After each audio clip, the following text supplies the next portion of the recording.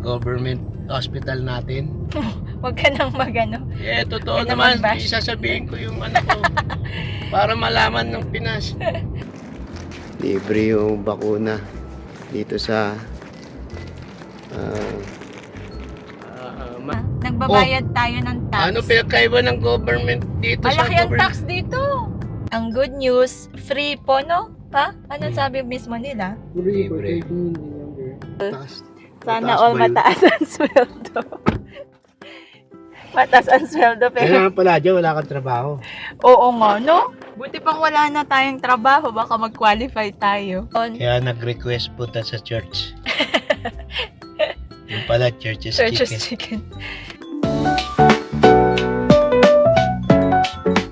Hello, nandito tayo ngayon sa community center kasi kailangan natin ng vaccine para kay Gray dahil required sa school, otherwise baka masuspend siya pag hindi namin na-meet before the deadline. So, magpapadetermine kami ng eligibility kung pasok kami for free medical plan or reduced medical plan kasi nga denied kami sa kids care tsaka sa access yung free health insurance dito para sa mga bata. So, try natin dito kung pwede. Nahirapan pa kaming hanapin to kasi nasa likod ng isang hospital. Oh, we could have Nag-absent pa naman si Gray pero akala ko makakwalify kami. So, unfortunately, hindi kami nag-qualify dahil mataas daw ang sweldo ko. Wow! Sana all mataas ang sweldo.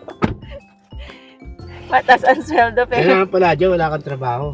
Oo nga, no? Buti pang wala na tayong trabaho, baka mag-qualify tayo. Kaya pala yung iba talagang kahit may opportunity na magtrabaho at kumita ng malaki, hindi na nila pinapangarap.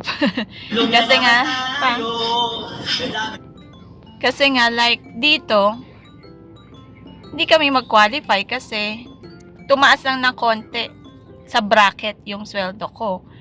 So, mabuti pa lang mas mababa na lang ang sweldo ko tapos free medical insurance, 'di ba? Grabe no sa Amerika. So, Hello vlog. Welcome to my guys. hindi naman kami pwedeng bumalik sa urgent care kasi nung huling punta namin ang charge sa amin $350. Diba, no? Nagbayad kami ng $35. Pero na-bill din kami ng $300+. So, ayaw na namin dun sa urgent care. So, tatawag tayo sa ibang community health center. Okay? Hello! So, tumawag ako sa main office ng community health center nila and nagpa-schedule na lang ako kasi sabi ko magsa-self-pay na lang kami, so ibig sabihin kami na ang magbabayad. So tumawag ako sa urgent care pag yung immunization, bawat isang immunization ay $70. So kung dalawa kasi ang kailangan niya so 70 plus 70 edi $140 yun, so ang mahal. So, tapos wala pa sila pala nung isang vaccine. Kaya tumawag na ako sa main office ng Community Health Center. At ang good news, pag child pala at resident siya ng community, free pa pala ang vaccine na yun. Yung Tdap tsaka meningococcal ang kulang niya. So, yun siya. Nag-absent pa naman siya ngayon dahil magpapavaccine kami dapat. So, bukas ang may available schedule. So, bukas na lang sila babalik para magpavaccine. Pero ang good news, free siya. So, yeah. Buti na lang tumawag ako sa Community Health Center. So, kahit na-deny kami for future insurance, at least yung kailangan niyang vaccine ngayon free. So, okay. So, kung may mga community health center pa kayo at may bata at may proof of residence kayo, doon po kayo sa mga health center. Okay? So, yun lang po. Kain muna kami. Papasok pa ako sa school mamaya. Nag-half day lang ako ngayon. Okay? Bye!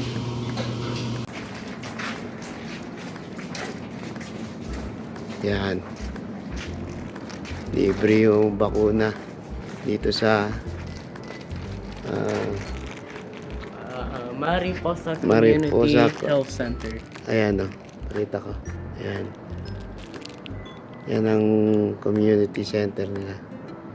Ayan. Libre yung bakuna nila. Nandito kami ngayon. Okay.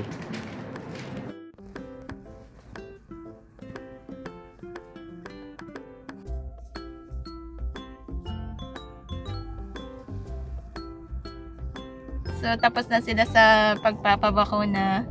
Ayan, nahilo. Nahilo daw si Greco dun sa Tatlong turok. 3. Kasi 2 lang yung required ng school, pero Apat meron nga. pang 3 na recommended. Like yung flu, yung HEPA, tsaka yung HPV. So, ang iba-vaccine sana ngayon is yung Tdap and then yung meningococcal. Tapos, binigyan siya ng flu. Pero, Kaya nag-request punta sa church. Yung pala, church's Church's chicken. chicken. Pero nahilo daw siya dun sa pangatlong turok. Kaya i-reschedule na lang yung huli, yung HPV na lang ang hindi pa naturok. But, ang good news, free po, no? Ha? Ano sabi mismo nila? Libre. Yun ang sabi nila? So, free daw ang vaccine 13 years old and younger. So, magpo-14 ka na sa May, Gray. So, dapat ipavaccine na natin agad yung huli, yung HPV. But yun, ganda pala. Very child-friendly din ang medical, no? Ang medical services nila dito. So, Nag-apply ka nga ng plan eh. na-deny tayo sa plan, di ba? Kaya nga, pero no-offer nila. Oo. Ganun kabait. Oo. Hindi yung Nag-o-offer sila ng plan, hindi yung isamin, wala nga, ganito, ganun. hihingan ka kaagad ng bayad. Diba? So, 4 na vaccine and then libre. So, yun lang. So, take advantage po Sa Pinasyon, sa mga sa J1. Pinasyon, pag hindi mo kakilala yung tagapaglista, hindi ka i-entertain. Yeah. So, mga J1 and H1 families, Lalo fine. na sa government hospital natin. Huwag ka nang magano. Totoo Ano naman, mag-bash? isasabihin ko yung ano ko.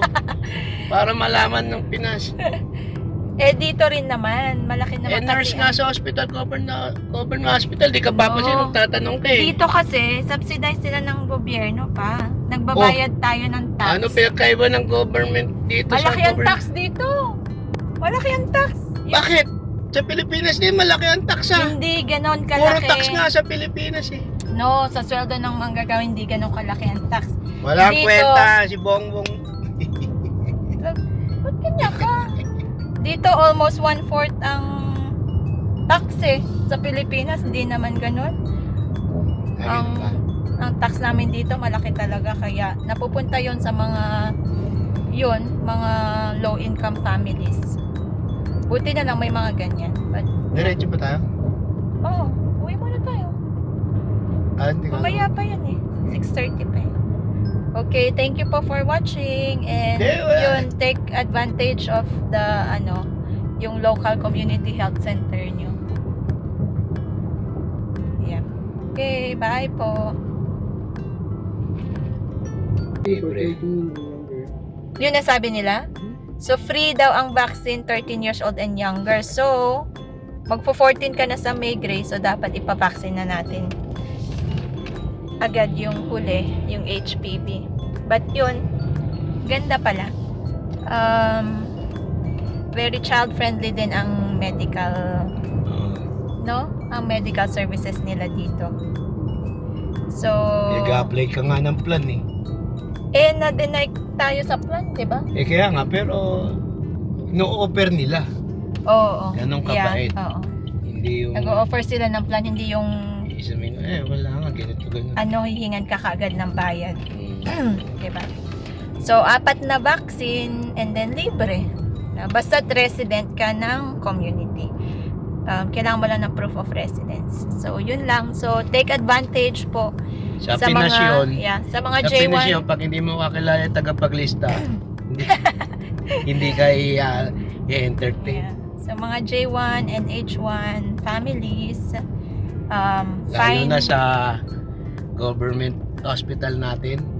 Huwag ka nang magano. Totoo Yun naman, naman, bash. isasabihin ko yung ano ko.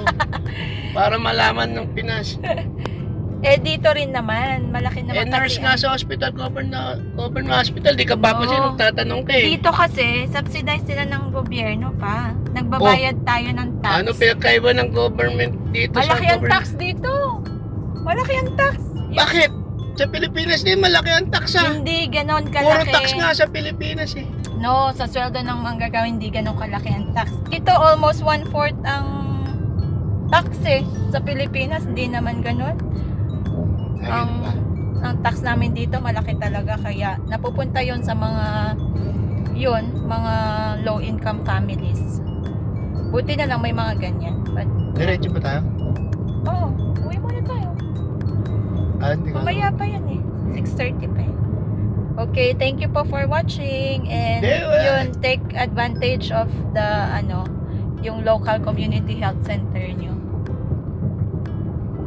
Yeah. Okay, bye po.